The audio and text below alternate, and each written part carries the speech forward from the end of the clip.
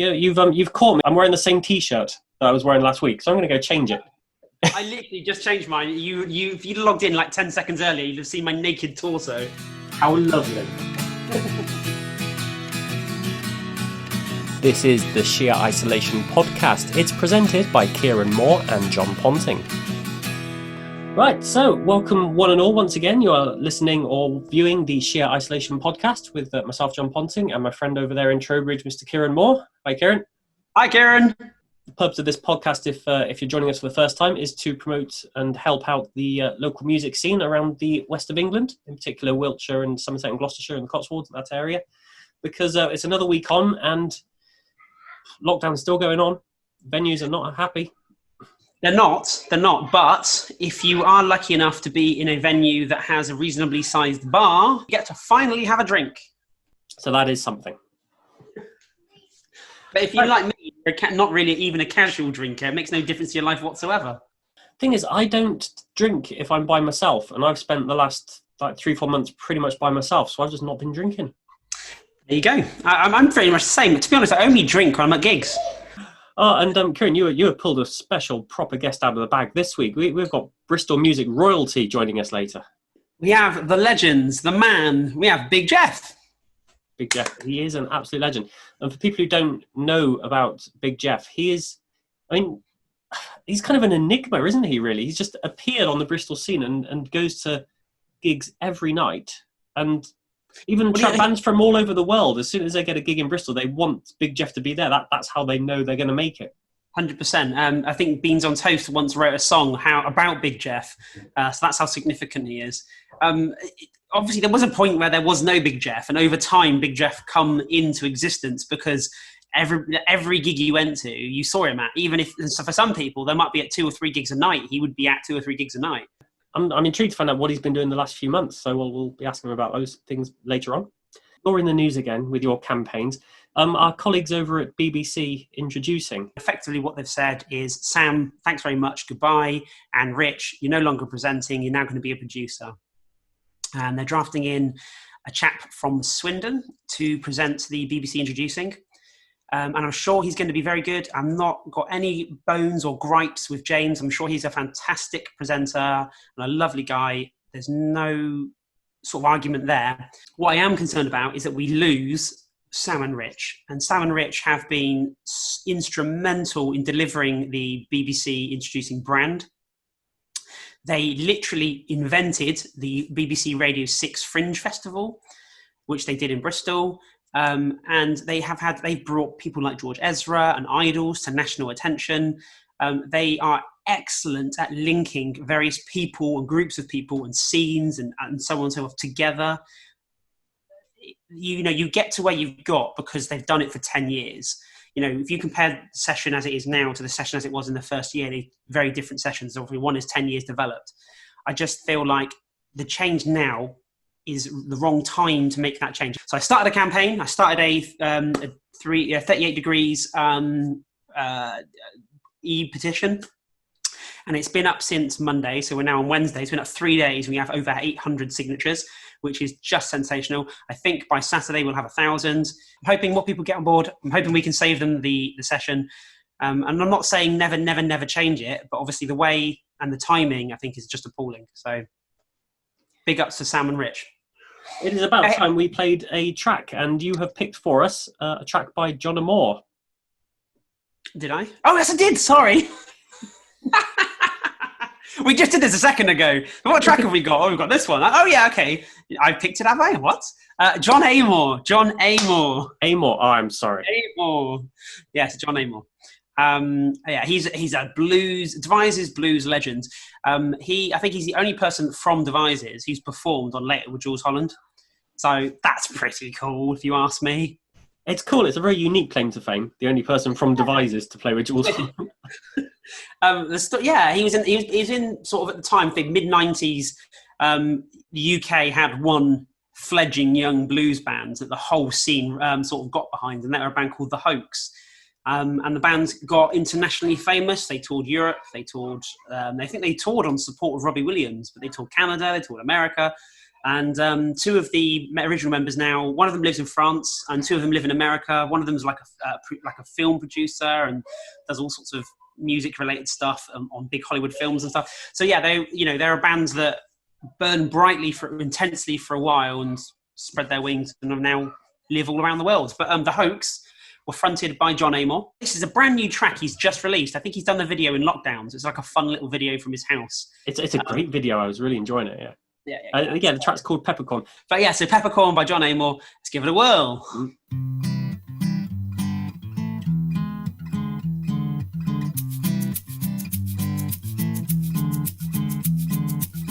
Well, I'm in several of my elements. Now don't you make me have to choose. You hear me knocking at your back door, baby. I'm biting more than I can chew. I'm biting more than I can chew. So baby, get the T-bone and the peppercorn sauce. I'll spread the mustard on the bun. Shake it out the bottle as a matter of course. You and I were never overdone. Yes, I'm in several of my elements. I'm making movies on the side. An expedition without precedent.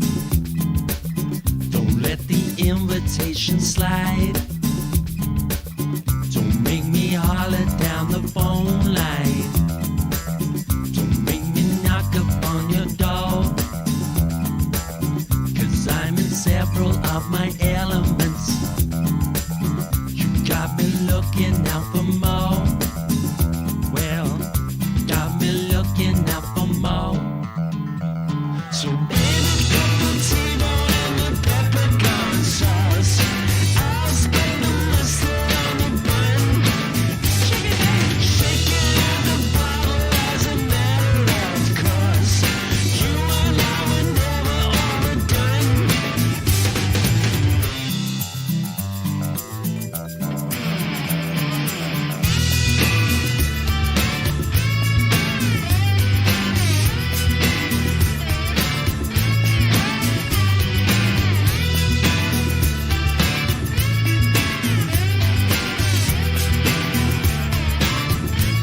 So baby, get the T-bone and the peppercorn sauce.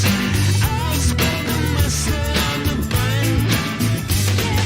You and I were closer as a matter of course. You and I were never overdone.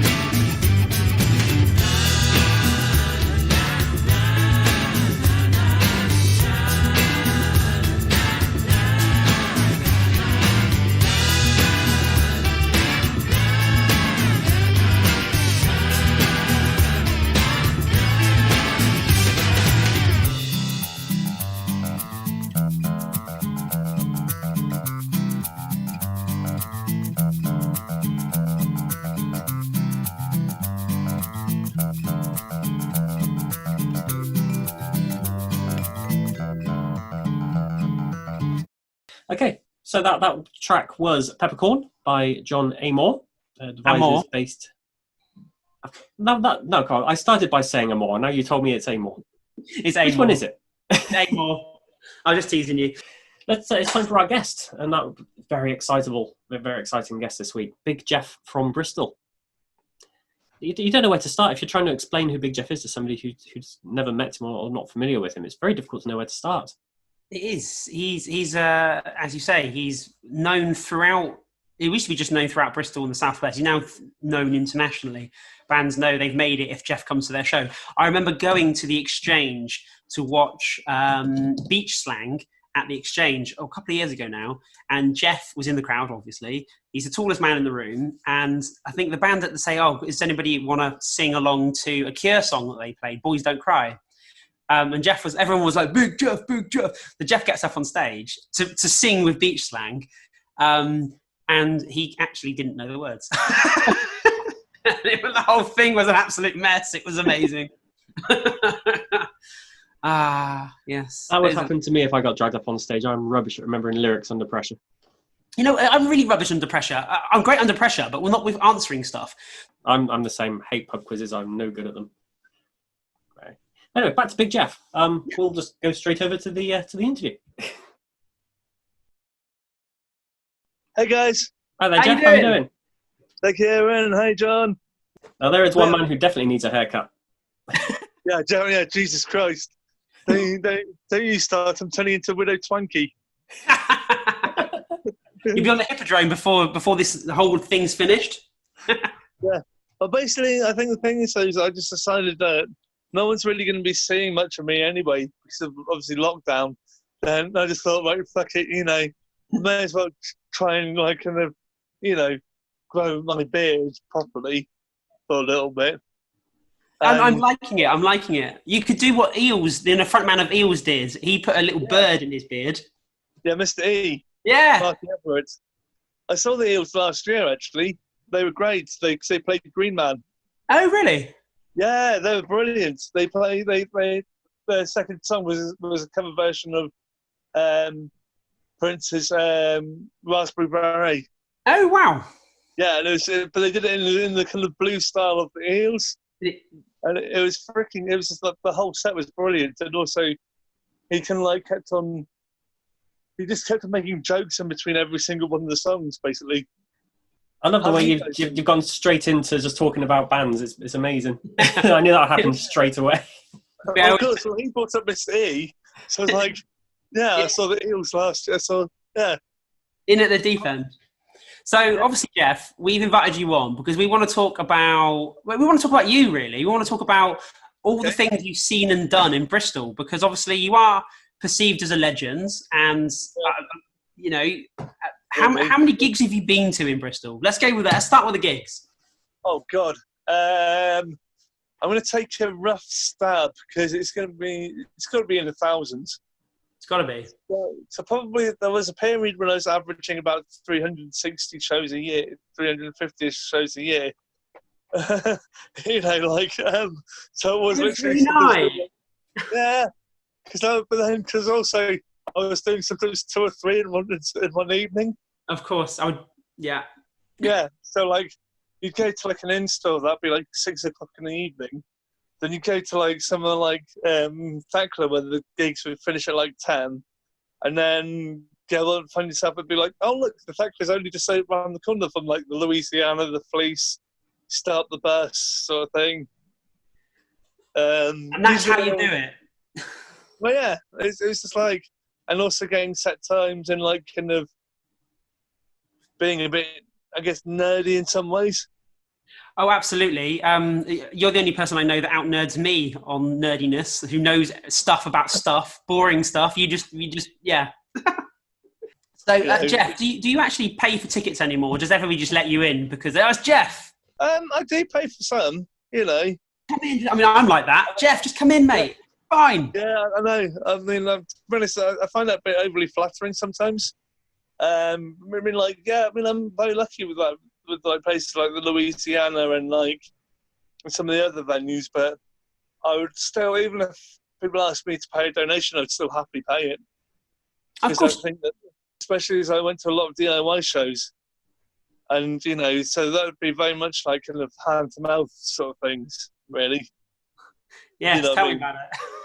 Yeah, I'm very lucky and quite privileged in many ways, as if in to have not really pissed anyone off yet. Sort of thing, because there's always a potential for everything to go tits up at any moment. I really don't think that's going to be possible with you, is it? Jeff, do you remember? I was just saying to John a minute ago. Was at the Exchange. We were watching Beach Slang, and you had to get up and sing "Boys Don't Cry" with them. Yeah, oh God, yeah, that was quite embarrassing, wasn't it? To be honest, that's not the most embarrassing thing which has ever happened to me in the Exchange. Come on then, tell us what the most embarrassing thing was. Well, I got proposed to by the bass player from Haim in the Exchange. While she was on stage. No way. You didn't say yes? Well, to be honest, there was 200 people chanting me on. I was not going to say no, was I? It was a sold out show. So what And you're it was just technically like- saying is you're engaged. Well, there's no wedding rings, so probably not. And they've never come back to Bristol since, so that's probably the reason why. So I can't go there because, like, potentially my supposed fake husband might be there. That's amazing. I didn't know that story. That's amazing. Yeah, and then like the next thing which happened for me is that, like, I think it was the same week they were also being interviewed in like GQ magazine, sort of thing. As he's doing, they'll obviously talking about kind of fashion and about, you know, certain boys on the tour, sort of thing. Yeah. And then they're like, "Oh yeah, we met this guy called Jeff in Bristol, and so one day I'm definitely going to be marrying him." Just be like, okay. That must be bizarre. You're just going about your day, and then all of a sudden you're in GQ. Yeah, doesn't happen very often, to be honest with you. Well, you say it doesn't happen very often. You had an article in Enemy a couple of weeks ago, didn't you, about the campaign Yeah, to that the happened big twice, Jeff Hall actually. named. I know that happened twice, like in the space of 1 week, because like having the whole Colston Hall petition thing, which I didn't really want, because I mean that's not my way of doing things anyway. I wouldn't really set up a petition. I set up a petition, Jeff. Yeah, but I know you did. But you did it. But the thing is, so you did it for something that you believe in. Yeah. Whereas I would never, you know, set up a petition to go, "Oh, shove myself on the front or something." Of course. You know, Yeah, no, you know, obviously. and that's the thing, is that you did something which I signed, which is for a great cause, obviously, in saving Sam and Rich, and the fact that I mean, this city is like the city of somewhere like Bristol is so much more than just one person. Yeah. You know, it's like there's so much kind of cultural diversity, and I mean, I know that they would say. I mean, I think that's the thing, is what's probably happening is with the BBC to some extent is they're jumping on the trend. Yeah. They're trying to be trendy. It's funny you should There's say also- that about Bristol and you're trying to be being trendy. I can remember when I first started promoting in 2004. A year or so before that, I went to Bristol.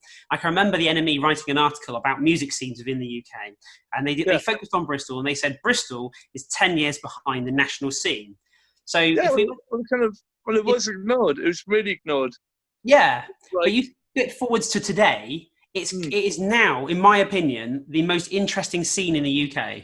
yeah, it's a freaking amazing scene that we've been lucky to have. You know, and some of that's come through hard work. Because also, even when there's periods when it wasn't necessarily interesting to people outside of the city, there were still some freaking incredible bands, like psychedelic bands who were like also like post-hardcore, like kind of really tongue-in-cheek post-hardcore outfits, who'd probably still get banned, from the airwaves because of some of their song titles being way too offensive. Or like for instance, one of my favourites was a band who had probably the award for the best name, which was 3 hosts, 2 Mexicans, and a tin of spanners. And they were brilliant. They were like 4 psychiatry students from Dudley. They're like, if you think like McCluskey meets Girls Against Boys. Sounds great. You couldn't get away with a band name like that now, could you? Yeah, it's like their last album. The printers actually actively refused to print it because one of the song titles was that offensive. I mean, I know I forgot to recommend you guys a song. Yes, you do. Don't recommend that band. Oh no, I was actually, because they were one of my favourites for a long time. Okay. And I was going to recommend She Was a Capitalist.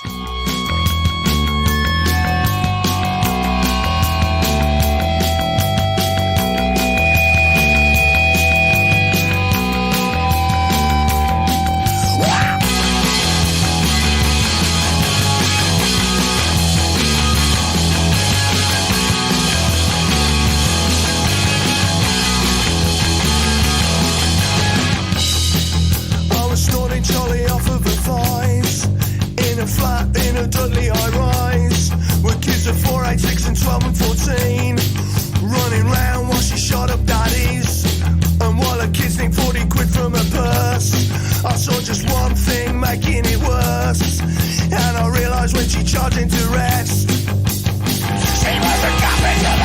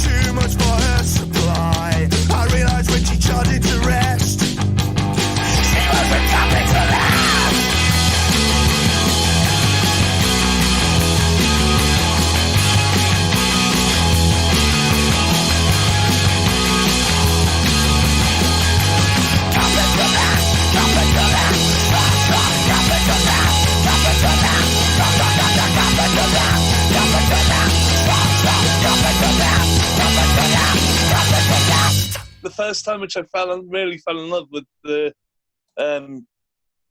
Three Hounds was seeing them at Ashton Court Festival one year. All four of them were dressed entirely in like kind of white workman's gear, and like the three of them would be wearing stockings over their head, so they'd all look like kind of like bank robbers. Bank And robbers. the singer was like wearing a wrestling mask. They're one of the few bands which I've seen where they play like a crackingly heavy riff and then all of a sudden stop to like kind of blow a raspberry sort of thing. Okay, toilet humour, that's where we're at. Yeah. Jeff, I wanted to ask, kind of go right the way back to when you, I don't know whether you just moved to Bristol and then started going to gigs, or just you came of age and started going out to gigs. I wondered if we could go right the way back to the point where you realised that you were more than just yourself. You know, people were recognising you and bands wanted you to be there, and you became this identity. Do you remember when that happened? I guess that would have been around about the mid-2000s, so like just after I finished college, really. So just after I finished Access to Music, so I was there for about 3 years. Also around the same time, a certain band called Fortune Drive was starting up. Yes, I remember Fortune Drive. They were managed by Mig, weren't they? No, they're managed by Dave Brayley. Oh, no, it was Dave Brayley. Yes, sorry. Yes, you're right. Yeah. I stand corrected. Yeah, it was Dave Brayley. When Sorry. he was also managing Halo as well. Yeah. You know, like so, like the semi-failed Bristol rock bands. I mean, like, and so they did like reach some success to a certain degree. You know, we can't talk about Bristol without, you know, forgetting about like obviously Idols. Yes. And how big they've got. But it's really funny because Mark, he used to be the drummer for Fortune Drive, is the manager of Idols. Oh, really? But then Zena, who used to be the Fortune Drive tour manager, she heads Partisan Records. Right. There you go. And so, yeah. And so Small it's world, like, isn't it? well, that's the thing, it always has been more who you know than Yes. necessarily always what you know. Yeah. Sometimes you've got to have, you know, the confidence to be able to manage yourself and put yourself out there. Yeah. And I know that's what I felt, you know, for a long time was one thing which was holding Bristol back, really, was maybe like being a bit too afraid to step out there sometimes. Not anymore. I know, Jesus Christ. But then again, to be honest, we had so many bands who were screaming for attention. This is also like where, you know, Sam and Rich kind of come in as well. Yeah. So, yeah, the first time I actually met them was actually at the Louisiana. Or randomly, I did meet Gary once. I was watching this really entertaining Australian kind of rock band play at the Louis, called the Machine Gun Fellatio. Yes, I remember them. I didn't realise they Yeah. were Australian, but I remember them. Yeah, they came over. They played the Louis, and it was definitely one of the most theatrical shows I've seen at the Louis. That was until I saw the Scissor Sisters play there. But Oh, like, wow. yeah. What a Scissor show. Sisters- Oh yeah, no, they were freaking great. I mean, like, I've no shame in saying this, but their first album is like an ultimate pop band's greatest hits. Oh, there you go. You know, it's like pop banger after pop banger. Right. If any bands or musicians want to get in touch with us, the best way of doing that is to email sheerisolation@gmail.com. What are you doing, Kieran? Nothing. just I'm Distracting me. just looking at you really closely to my screen. Yeah, that's not distracting at all. So sheerisolation@gmail.com. Send us some YouTube links. Send us any news of any upcoming releases you've got, because we're always keen to hear what's up and coming around the corner. We've had a couple of bits of news come out in the last week. So one thing that came out just after we recorded last week's podcast was the government announcement for a 5-step plan to get art venues, museum galleries, concert halls back open properly, so they can get crowds in and actually get some proper gigs going and get some proper performances going. Now, you, Kieran, you look after the Nield in Chippenham, you look after the Pump in Trowbridge. You're kind of quite clued up with the venues. Are you familiar with this 5-step plan, and do you like it? I don't like it, no. So they've put a capacity of currently of a maximum of 30. The theatres that they've allowed to be opened are allowed to be open, but they're not allowed to have live performances. So basically, you can go and watch a stream of something. And the whole thing just smacks of desperation and not really thinking things through. It's like they are aware that it needs to be open and things need to get going, but they've not really, I don't know, spoken to the venues and listened to what the venues need in order to do that. I mean, pubs can reopen with the 1 metre social distancing, and I know a lot of venues have extended their bars into their performance area so that in theory you can get more people into your pub to drink again. So that if you are an ardent drinker and you like to go out and see your friends, that's potentially something you can do safely, but you still can't watch performances. Now, as we've already covered, you and I don't drink, so we're unlikely to be their target audience for selling pints. For us sober people who want to go and get some music, we're still having to wait. We're going to have to wait. Yeah, the advice is don't hold events. Do not hold events. There are certain things that say actually it's still illegal to, but people are trying. I mean, I get it. People want to be creative and productive. I understand that completely. I am exactly of that mind. But also, it's got to be done safely. And I think if there's a unified front from the venues to say we can't do this because we're going to get a much better result at the end when we can open. If we start opening in dribs and drabs, you're going to see problems that are going to happen all over the place, and it's not going to be a very nice thing to experience, really. So I would normally do product placement. We've got a record to promote or whatever, but I've not had any records in the post because obviously, like I said last week, I have to basically sneak them in the house because I spend a lot of money on records, so I don't have any records to say. Although I have, since I told my wife I had no more records coming in the post, I have bought another one since then. I bought Stay Voiceless. Their album's just been pressed onto vinyl. So when that comes, we'll have a video and everything, and we'll put them on the podcast when it happens. So that's one's for the future. Another one. They're a Welsh band. But I have got a product placement. It's this. I shall show you. Piece of artwork. Lovely. That was a birthday present from Mrs. Elliott. Oh, God, crikey. Nicola Elliott. Oh, God, that's not going to stay up now, taking it off. Nicola Elliott, she shares the exact same birthday as me, but 20 years prior. And she comes, we always send each other birthday messages to say happy birthday and all that jazz. It's not going to stay there. It's not. I've balanced it. It's going to fall off and break now, isn't it? No. So we always send each other birthday messages, say hi, and she's a lovely woman. She's an artist, and I follow her Instagram page, and I love all the art because it's always really bright and colourful and interesting. But I know her because she's Jed Elliott's mum, and Jed Elliott is the bassist in the Struts. Mm-hmm. Very cool. Who we have spoken about before. We have. Somebody else you keep saying you're going to get on the show. So when she came round to give me that present, I said, "Oh, thank you, that's lovely." I said, "Oh, can you ask Jed to respond to my messages, please?" Getting the mums involved. Yes, you get your mum.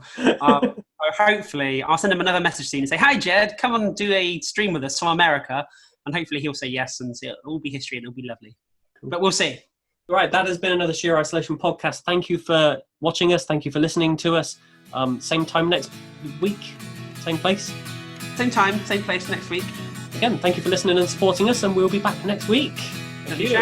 Bye-bye. Cheers, guys. Yeah.